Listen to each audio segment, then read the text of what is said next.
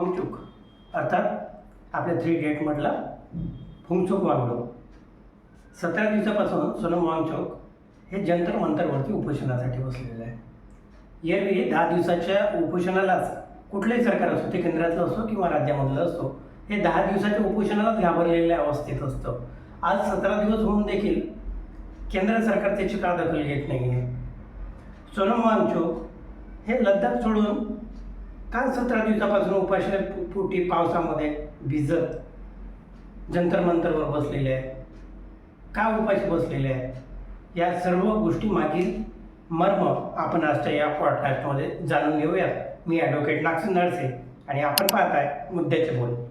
मित्रांनो, सोनम वांगचुक म्हणजेच फुंगचुक वांगडू जे 3 इडियट चित्रपटामध्ये बघितलं होतं, तर ज्यांना आपण फुंगचुक वांगडू म्हणून ओळखतो, त्याच फुंगचुक वांगडूमधला रॅन्चो हा कोण आहे, आज आपण या माध्यमातून म्हणजेच सोनम वांगचुक यांचा दुसरा आयाम त्यांच्या जीवनामधला हा आज आपण थोडक्यात समजून घेऊया.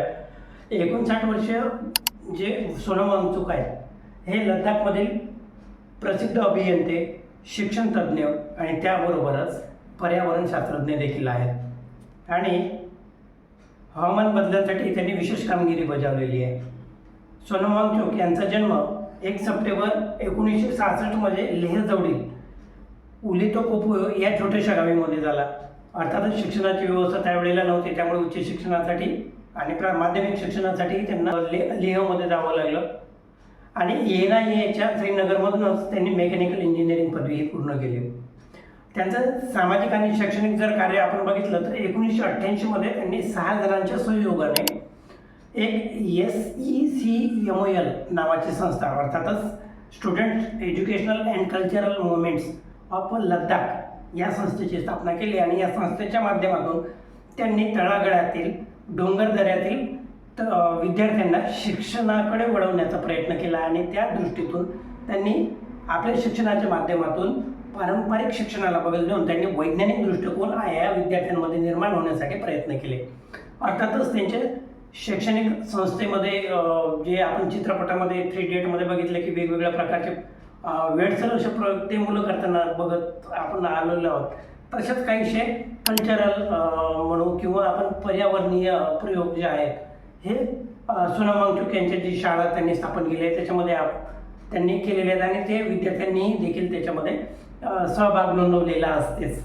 शिवाय सोनम वांगचुक यांनी जे लद्दाखमधलं टेम्परेचर आहे, ज्यामध्ये लद्दाखमध्ये तैनात आपले जे सैनिक होते यांना मायनस टेम्परेचरचा सामना करावा लागत होता. बऱ्याचदा त्यांना आपल्या प्राणी त्याच्यामध्ये गमावा लागत होते किंवा इंजरीज देखील होत होते. यापासून प्रोटेक्शन मिळावं म्हणून सोनम वांगचुक यांनी स्वतःच्या पैशाने सोलर प्लॅन्ट उभारला आणि त्या सोलरच्या माध्यमातून एक तंबू तयार करून त्या माध्यमातून टेम्परेचर मेंटेन ठेवण्याचा प्रयत्न यशस्वीरित्या आपल्या सोनम वांगचुक यांनी केलेला होता आणि तो टेम्परेचर कंट्रोल टेंट त्यांनी भारतीय सैनिकांना त्यावेळेला डोनेट केलेला होता. शिवाय विद्यार्थ्यांमध्ये वैज्ञानिक दृष्टिकोन निर्माण व्हावा म्हणून त्यांनी नवनवीन प्रयोगशील शिक्षण आपल्या संस्थेच्या माध्यमातून समोर आणले आणि त्याच्यामध्ये त्यांच्या शाळेमध्ये प्रवेश घेण्यासाठी कुठल्याही गुणवत्तेची किंवा कुठल्या मेरिटधारी विद्यार्थ्यांची गरज नव्हती.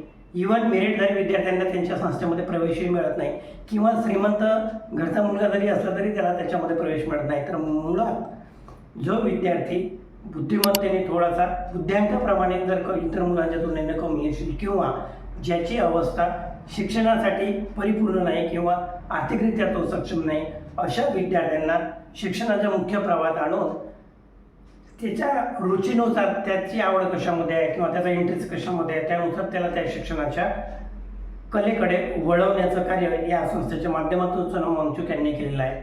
मित्रांनो, काही महिन्याआधी सोनम वांगचुक यांनी दिल्ली येथे आंदोलन केलेले होते, तेही केंद्र सरकारच्या लद्दाख येथील धोरणाच्या विरोधामध्ये आणि त्या संदर्भामध्ये सरकारने त्यांच्यावर विविध गुन्ह्यांतर्गत कारवाई केली आणि त्यांना अटक केली होती आणि त्यांना जेलमध्ये रवानगी करण्यात आलेली होती.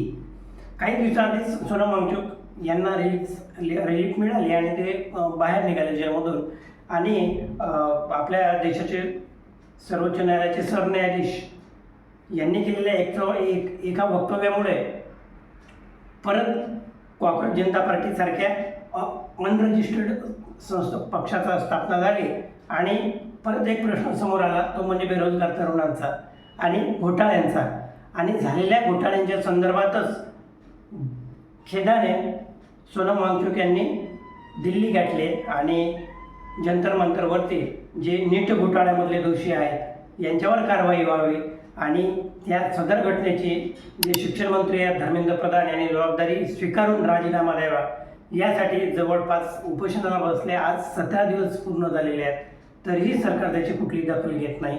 लडाखमध्ये सुखसमृद्धीमध्ये असलेले जे सोनम वांगचुक आहे यांना आज दिल्लीमध्ये भर पावसामध्ये उपाशीपोटी 17 दिवसापर्यंत उपोषणाला बसण्याची काय गरज आहे?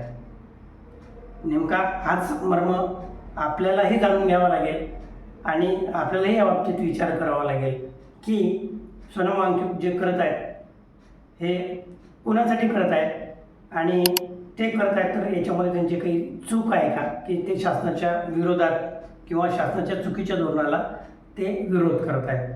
आपल्याला काय वाटते? आपले मत कमेंट्सद्वारे नक्की कळवा आणि माझ्या व्हिडिओला लाईक शेअर करा आणि चॅनल सबस्क्राईब केलं नसेल तर नक्की करा.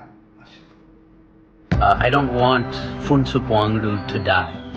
Hello, idiots. Pehchana. This is Omi Vedia, Chatur from 3 Idiots, and Sadiq from The Office, and I have an important message for you. Yes. And I don't really do this very often, so please listen up. Did you know that Phunsukh Wangdu from 3 Idiots, the character that Amir Khan plays, is actually based on a real-life Ladakhi engineer, innovator, educator, reformer named Sonam Wangchuk? I've met this guy. He's a pretty interesting character. He has done some incredible stuff in his life, and he seems pretty humble, which is kind of fantastic. I suggest you look him up and see what he's up to, because right now he is on a very long hunger strike. It's over many, many weeks, and his blood sugar has gone down very much. I don't know if you've heard about this. I don't know if the media is reporting this, but this is a pretty important thing. Now, why is he on the hunger strike? Well, he has some issues with the education system in India. He has some issues with independence for Ladakh and environmentalism. And whether you agree with him or not, I don't really want this guy to die. I think he's a pretty impressive person, and I would like for him to live. We're just regular people, and we have regular lives, and sometimes we're too busy to deal with this stuff. But if you look into these issues, I think that you may agree with him, and you may see you having the same issues, or your family members or your friends, or maybe you had these issues in the past. So if you have a second to just stop, put down your work from the new project at work that needs to be completed, or the household duties, or whatever that you need, and just take a look at what's going on right now. I think it would be really, really important for you, because I don't want Phunsukh Wangdu to die, and I don't think you want him to either. So let's see what we can do. Please retweet, please post on your Instagrams, and if you really care, you can even reach out to your local government officials, your national government officials, and tell them that this is something needs to be done about these issues, about Sonam Wangchuk, because these things matter. I think they matter, and I hope that you think they matter too. All right? This tofa that I've given you, uska kabool karo. All right? All right. Thank you guys so much.